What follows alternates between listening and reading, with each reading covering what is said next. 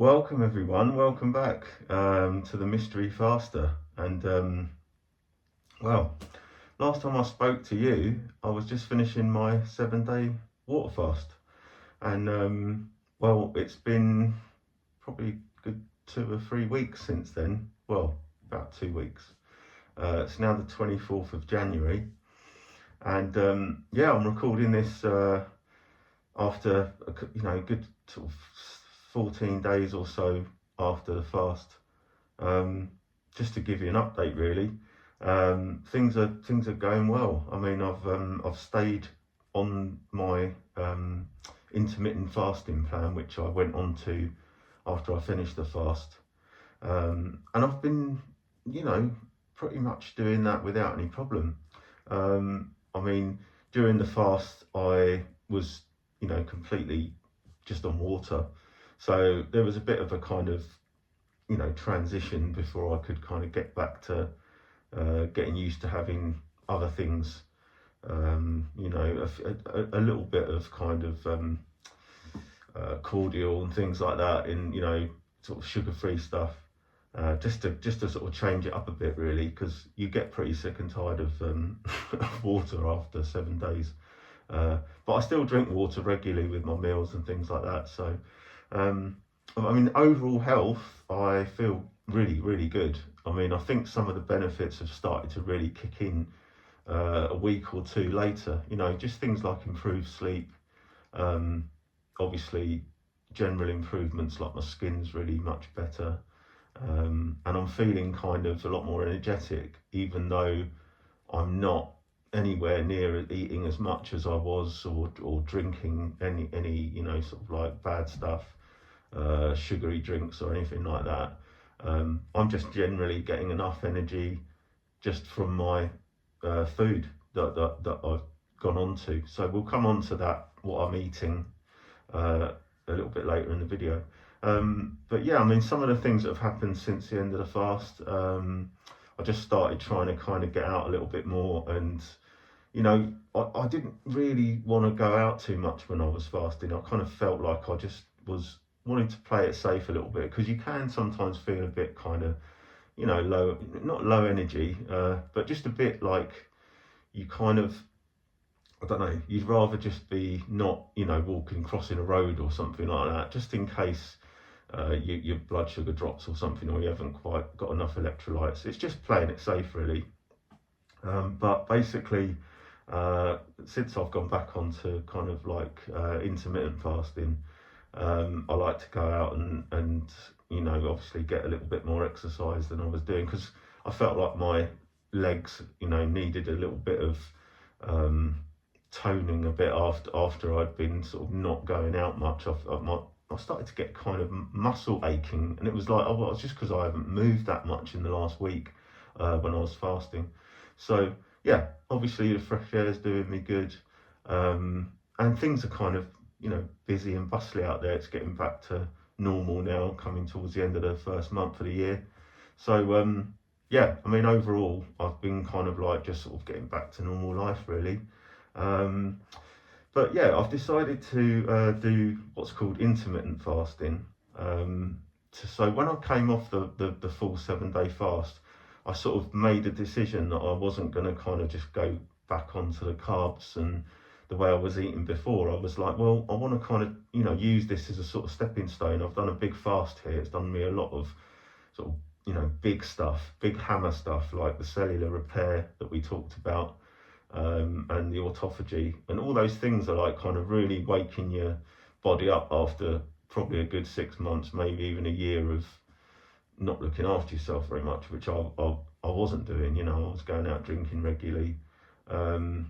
I was just eating whatever I could get my hands on, really, takeaways, sandwiches, all that. So I wasn't even looking. I was like, I'm not doing this anymore. I'm just going to eat what I want.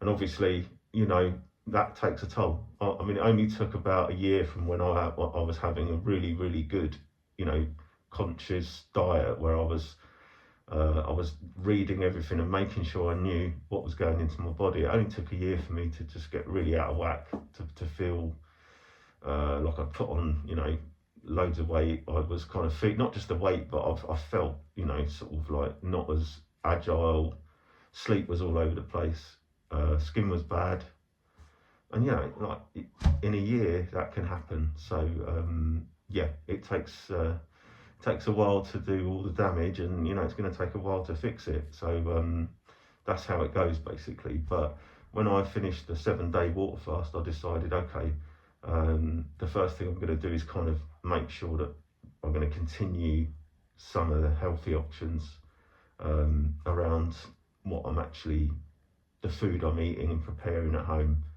And when I eat as well is critically important. So yeah, we'll come on to that. I mean, there's a few different ways to do intermittent fasting. I mean, one of them is just to basically, make sure you don't eat after a certain time. And some people do that and they don't even call it intermittent fasting. They just say, oh, I don't eat after 8 o'clock in the evening. So no snacking after that time or whatever.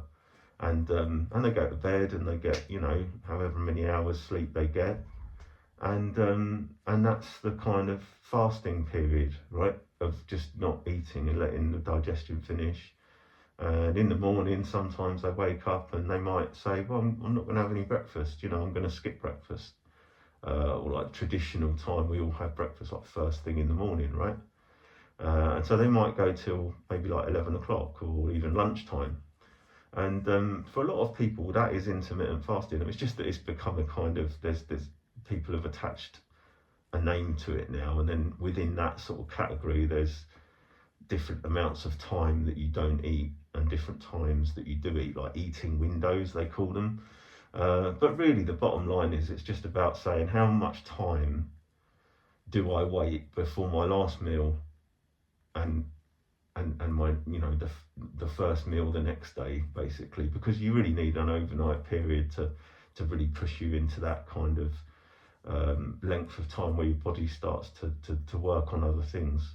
So I won't go into a deep dive on intermittent fasting because you can just type that in and it will bring up 100 videos about it. But from my perspective, I didn't want to do like a kind of regimented thing. So I thought, okay, I'm just going to kind of have a sort of set period of time that I don't eat after in the evening, right? So for me, I set it as like 6 o'clock.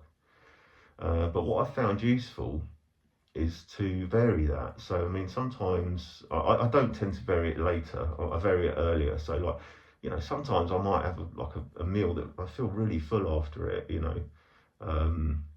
and that can be for various reasons, but mostly because of what I'm eating now. I'm eating a lot more protein and a lot more fats, and I'm really cutting the carbs. I might get a few carbs from some vegetables and things like that, but mainly I'm eating kind of carnivore type diet. I do include some vegetables. I'm not gonna, like I said, I'm not going for a whole kind of real strict low carb thing at all. But say after like 4 o'clock, I feel fine. I don't want to eat. Then I just don't have anything else until the next day. And I mean, honestly, it sounds kind of a little bit like rough, but it's fine, because what you're doing is you've kind of brought over your experience from the 7-day water fast, and you still feel. I'm not going to tell you that it's like you just don't notice it, because your body kind of does reset. As soon as you eat again after a 7-day water fast, your body will tell you it's hungry after about 12 hours again. It wakes up that circadian process. Whereas after 3 days of not eating, your body sort of realizes it's in for the long haul kind of thing. But anyway, basically, it's a little bit easier though than if you went into it completely cold. The 7-day water fast sort of sets you up to be able to do intermittent fasting and stick to it, I think. So the whole thing is kind of should be done together, I believe, and then you've got a better chance of it becoming like a sort of regular thing that you enjoy eating that way after a while. I mean, I almost can't imagine sort of eating something really late now, because I think I would feel strange going to bed with a full stomach. So it's just a behaviour, it's a kind of behaviour. So for me, I tend to sort of go anywhere between 4 o'clock and 6 o'clock as being a cut-off time for me for eating. And then the next day I tend to wait till around sort of 10ish, 11ish. I don't often go to lunch, but sometimes I wait till lunchtime to have something to eat, like midday. Um, but I mean, I can find that that's given me like a 20-hour fast if I stop at like say 2 o'clock. I mean that's quite early, but I have done a few times. I thought, I've had something to eat for my lunch. Um, I'm fine now, you know. I'm not hungry. I've just had like 1,000 calories or something, and it's mainly protein and fat, butter, very kind of slow burn stuff, and it's very rich. And I set my little app on my phone. Um, Not trying to push an app, so I won't say what it is, but there's plenty of them where it's just a timer, you know. And just the next day I look at it and I'm like, oh, I've done 20-hour fast, you know. And it's kind of coming up to like 11 o'clock or something, or midday. And I just feel fine.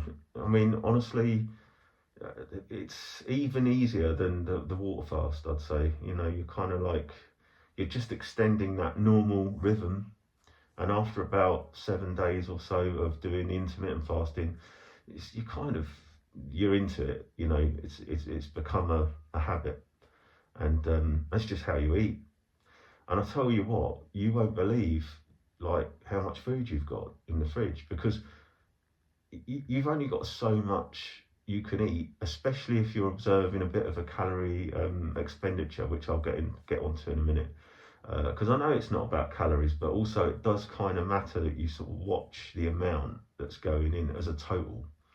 It's kind of a balancing act, but we'll talk about that in a sec.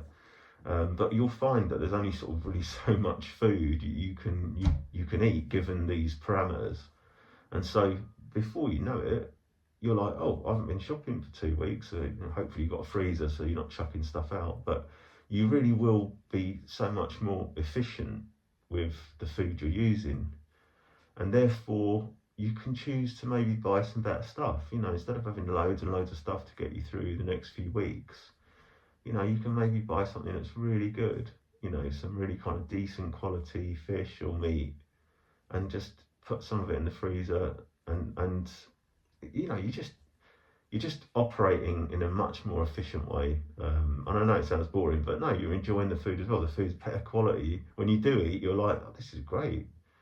And also, you just don't need as much of it because of this eating window and this self-control that you've imposed. So it's a win-win, really. And now, just talking about mixing it up a bit, I mean, basically, I don't tend to do the same thing for more than a couple of days in a row. So I wouldn't do like an 18 hours of fasting and then the next day do 18 hours. I'd try and maybe do like 14 hours and then eat a bit later or something. Sorry, a bit earlier. And just mix it up. And the reason is that your body's basically a pattern recognition machine.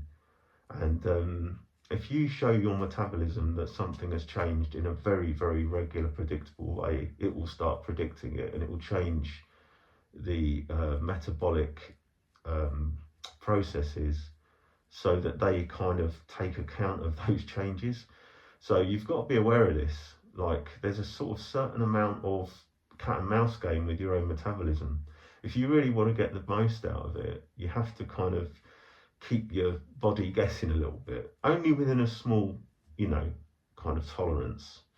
Like 18.6 one day, 14.6 and 14.8 the next day, or whatever it is.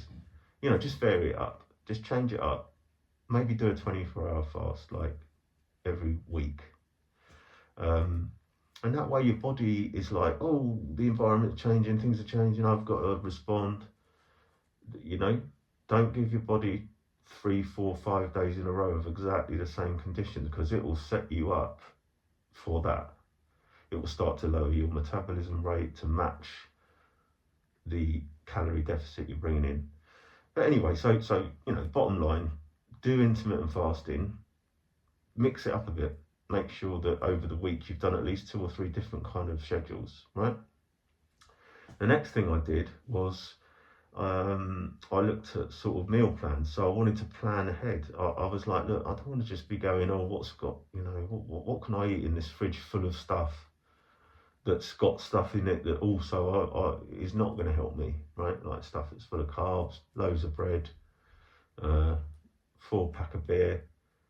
It's not helping me, right? So I basically started from a clean slate. And hopefully, if you've done the 7-day fast, then you wouldn't have had a fridge full of stuff anyway. So hopefully, and so it's important not to go and suddenly put all that stuff that you were trying to kind of like get away from back in, so that then you've got another decision point. So for me, I just sort of ordered enough like protein heavy, fat heavy things for the month ahead. So I ordered like 4 kilograms of salmon, frozen salmon, and basically I can just take that out and grill some of it, and it's fantastic. I mean, the food it cooks in 10 minutes. It's a very clean kind of food, very very clean. You haven't got to think about it too much. You don't need loads of oil to cook it. It's got like decent skin on it that produces fats to cook itself in. It's very clean and simple and fast, and it tastes great. So it's kind of like, what's the downside? But it's the kind of thing that, you know, if you just go and have like a couple of fillets of it in the fridge, it's gone, isn't it, in a couple of meals. So I went and ordered 4 kilograms of it.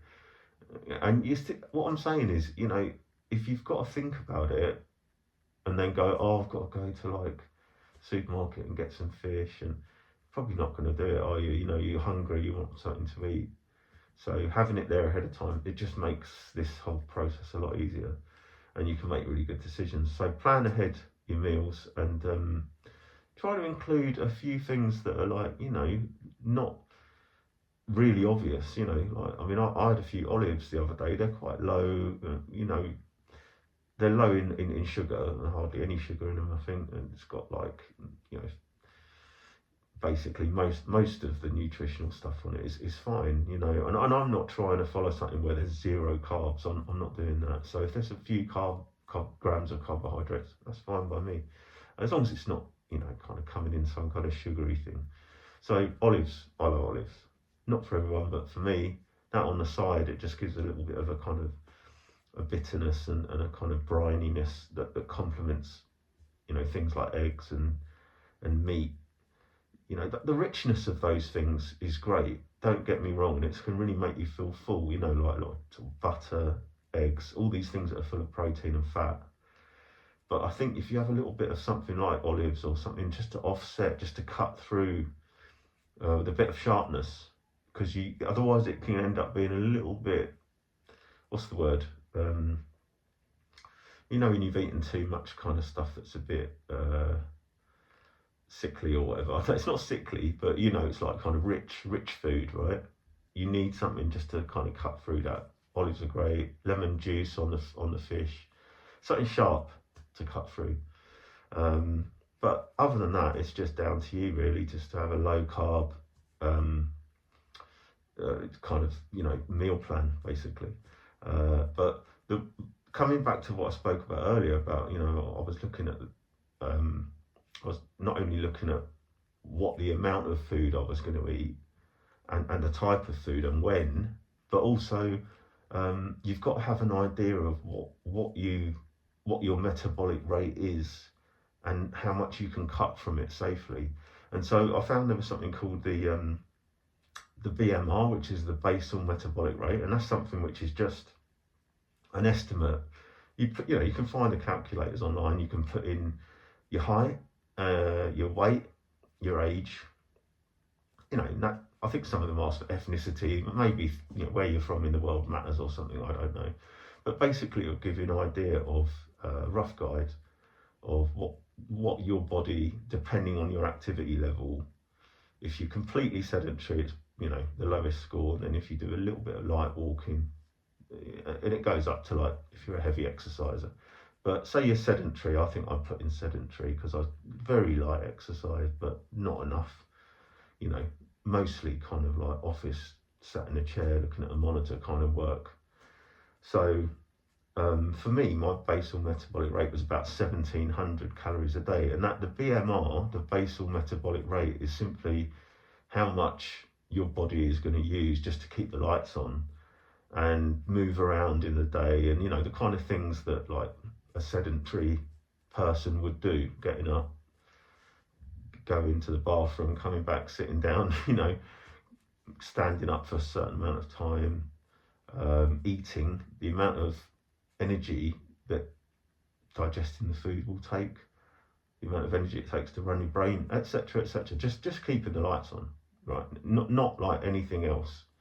It comes to about 1,700 calories a day, and then on top of that, there's sort of, if you've done something extra that day, or you walked a bit further because you had to go and do something, an appointment that day or something, then you've got to adjust it. But basically, when you add on a few other bits, which is other things that take up energy, I can't remember, there's got different acronyms for them, but you end up with something called the total daily energy expenditure, or TDEE, and that is really the sort of figure that is going to keep you on a steady state line. If you were to just eat that amount, the total daily energy expenditure, then the metabolism will keep you to that, and it will say, okay, I can either burn it or store it or whatever. It's basically your kind of baseline, right? TDEE. And so if you want to try and reduce your weight, then you need to not only reduce the amount of calories that you've got coming into your body, but it isn't just that. You've got to let your body know that it's okay just to burn it and not to store it. And that is a whole different ball game, because it isn't just about the amount of calories you cut. If you suddenly cut a load of calories and you don't change what you're eating and when you're eating, then your body will just burn less. It will maintain that baseline. See, the body wants to maintain what they call like a homeostasis, and it's basically just like a flat line, right? It wants to keep everything set point. So if you just cut your calories and you don't do anything else, it's not going to work. What you have to do is you have to tell your body that it doesn't need to store the excess, it can just burn them.